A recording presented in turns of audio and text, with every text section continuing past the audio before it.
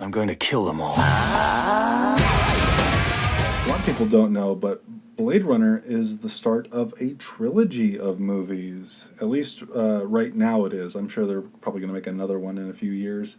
But for the longest time, what we thought the sequel to Blade Runner was Soldier with Kurt Russell. And that was a movie I saw purely because I heard it was a sequel to Blade Runner.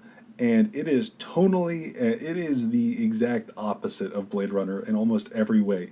To this day, I don't really understand how it's a sequel or an interquel or whatever bizarre word they use to say that it's set in the Blade Runner universe. But it is an interesting movie. You get to see, the movie starts off with like, you see a very young Kurt Russell, and he's like, they're desensitizing him to violence. They're showing like they're killing animals in front of all these kids, and it's like really shocking. And they're making them into soldiers, hence the title, to fight some sort of war. And then it just kind of becomes like a Dances with Wolves type movie where he like meets like the native people of this planet, and then he like fights for them. It's very by the numbers, and I can't remember because it's been a while since I've seen it, but I don't think Kurt Russell says anything in the movie, or if he does, he says very, very little. But I don't know, it's a fun movie, and it's a weird bit of trivia that it's technically set in the Blade Runner universe, I guess.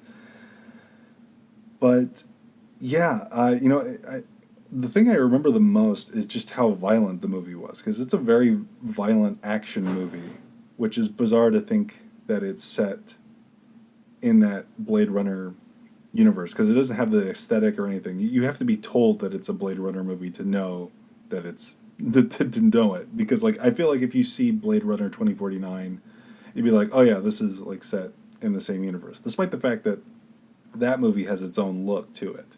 And I guess I'll talk about that movie too.